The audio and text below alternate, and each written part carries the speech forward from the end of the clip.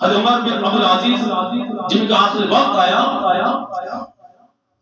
تو ان سے کہا کہ اے عمر بن عبدالعزیز اور بھی حکمران گزرے اور انہوں نے بہت کچھ اکٹھا کیا اپنے لیے، اپنی اولاد کے لیے بہت کچھ چھوڑا، لیکن اے عمر تم نے اپنی اولاد کے لیے کیا چھوڑا؟ اتنا ظلم کیا کیونکہ کچھ نہ چھوڑا۔ جب یہ کہا نا بالکل موت کے قریب تھے، ہمت بھی نہیں ہوتی تھی اٹھنے کی، کہ کہا کہ مجھے بٹھاؤ۔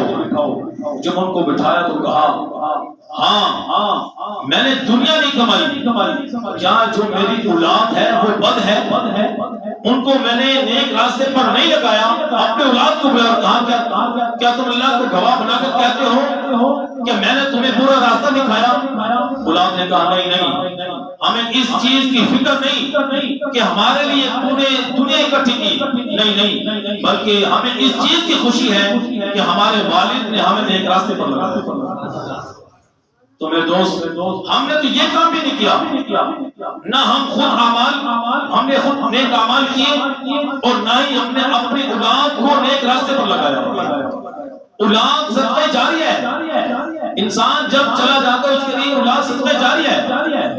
ہم نے تو وہ کام بھی نہیں کیا کہ اگر ہم قبر میں پڑے ہوں، اللہ نہ کرے کوئی ایسا وقت آ جائے ہمارے لیے کوئی جنت کا سرٹیفکیٹ تو نہیں لکھا گیا۔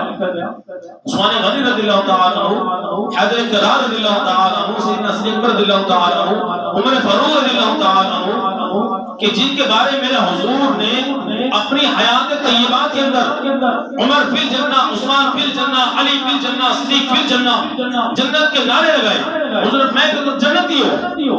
اس کے باوجود ان کی یہ کیفیت، سیدنا صدیق رضی اللہ تعالیٰ فرماتے ہیں کہ جو شخص بغیر تیاری کے قبر میں اترا وہ گویا بغیر کشتی کے سمندر میں اترا۔ ان کے لیے تو اتنی فکر ہے اب قبر کی اور آخرت کی۔ عثمان غنی رضی اللہ تعالیٰ عنہ جب ان کا گزر قبرستان سے ہوتا تو زاروں قطار ہوتے، اس قدر ہوتے کہ پوری داڑھی مبارک آنسوں سے تر ہو جاتی۔ صحابہ عرض کرتے کہ اے ہمارے بھائی عثمان، آپ کے لیے تو حضور ارشاد فرمائے کہ عثمان فی الجنہ، عثمان جنتی ہے، آپ تو جنتی ہو، آپ کیوں روتے ہو؟ میرے عثمان عرض کرتے کہ اے ہمارے بھائی، جس زبان نے یہ ارشاد فرمایا کہ عثمان فی الجنہ، کہ عثمان جنتی ہے، ہاں بے شک میرے حضور نے یہ بھی فرمایا ہے کہ تمام منزلوں سے سخت منزل وہ قبر کی ہے۔ اگر انسان قبر میں کامیاب ہو جائے پھر آگے کے جتنے بھی منازل ہیں وہ سب میں کامیاب ہو جاتا ہے۔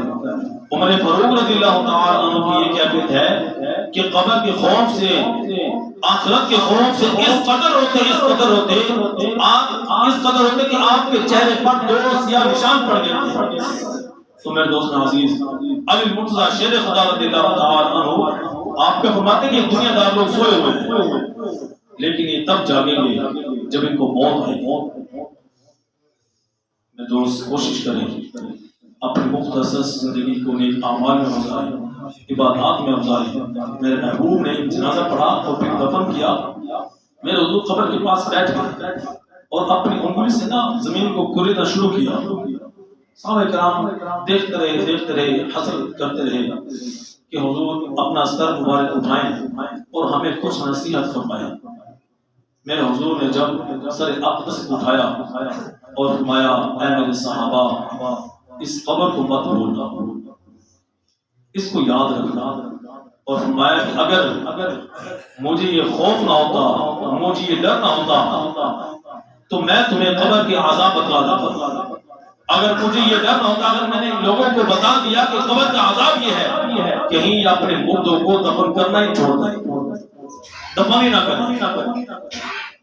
تو میرے دوست عزیز، کتنی بڑی بڑی وعیدیں ہمارے سامنے موجود ہیں، حضور کی احادیث ہمارے سامنے موجود ہیں، اقوال ہمارے سامنے موجود ہیں، احادیث ہمارے سامنے موجود ہیں، لیکن کیا وجہ ہے ہم اتنے غافل ہیں؟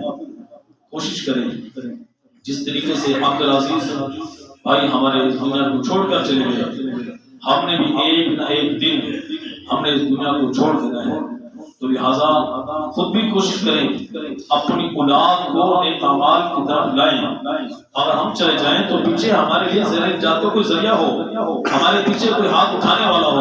رب اجعلنی مقیم الصلاۃ ومن ذریتی ربنا وتقبل دعاء.